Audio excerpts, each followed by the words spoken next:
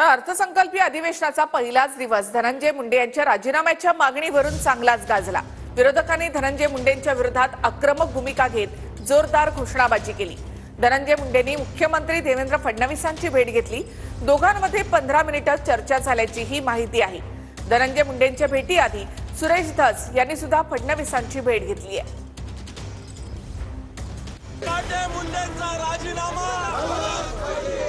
अधिवेशनाचा पहिला दिवस धनंजय मुंडेंच्या राजीनाम्याच्या मागणीने गाजला। धनंजय मुंडे फडणवीस भेट आणि विरोधकांच्या घोषणांनी विधान भवनाचं वातावरण तापलं। धनंजय मुंडेंच्या भेटीआधी सुरेश धस यांनी मुख्यमंत्री फडणवीसांची भेट घेतली। विधान भवनाच्या पहिल्याच दिवशी मुंडेंच्या राजीनाम्याच्या हालचाली वाढल्या। सीएम साहेबांकडे काही कामाने गेले असतील, बोलले असतील। मला वाटतं त्यामुळे असं अजिबात समजण्याचं कारण नाही। सगळ्यांची ते चर्चा करतायत, बोलतायत, वेगवेगळ्या विषयांवर चर्चा होते आहे। मला बेल्स पॅलिसिस झालं,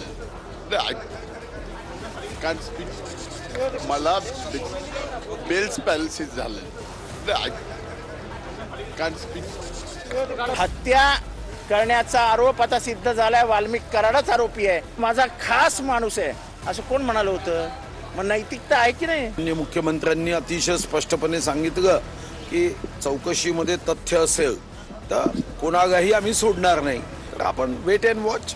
वाल्मिक कराड काही एवढा मोठा माणूस नाही की सरेंडर होताना ज्या VIP पद्धतीने सरेंडर होतात आणि खुद स्वतः धनंजय मुंडे साहेबांनी हे म्हणले होते की ते माझे निकटवर्ती आहे। आज सुद्धा आम्ही तीच मागणी करतोय आणि त्यांनी नैतिकता दाखवून राजीनामा दिला पाहिजे। माननीय मुख्यमंत्री उपमुख्यमंत्री महोदयांनी याबद्दल स्पष्टता दिलेली आहे की माननीय धनंजय मुंडे साहेबांचा या विषयामध्ये रोल नाही आहे, तर त्यांनी राजीनामा देण्याची आवश्यकता काय आहे? धनंजय मुंडेला नैतिकता म्हणून राजीनामा द्यायचा असेल तर त्यांनी मागेच दिला असता, ते देत नाहीयेत। बाबतचा अंतिम निर्णय राज्याचे मुख्यमंत्री घेतील, उपमुख्यमंत्री घेतील आणि मला काल मुख्यमंत्र्यांनी सांगितलं की जोपर्यंत आरोप सिद्ध होत नाही तोपर्यंत राजीनामा मागण्याचा प्रश्न नाही। परवा जे चार्जशीट आपल्या पुढे आले त्यानंतर तर राजीनामा सोडच बडतर्फ करायला हवं होतं धनंजय मुंडे यांना। आज काहीतरी होईल अशी महाराष्ट्रातल्या लोकांची अपेक्षा आहे। आम्ही सर्वजण वाट बघत आहोत की आज 2 राजीनामे घेतले जातील का। देवेंद्र भाऊ सोबत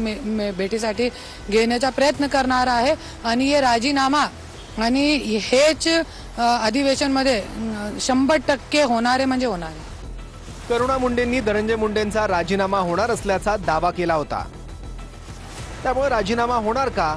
विरोधक मुंडेंच्या राजीनाम्याबद्दल किती आक्रमक भूमिका घेणार याकडे सर्वांचं लक्ष लागलंय।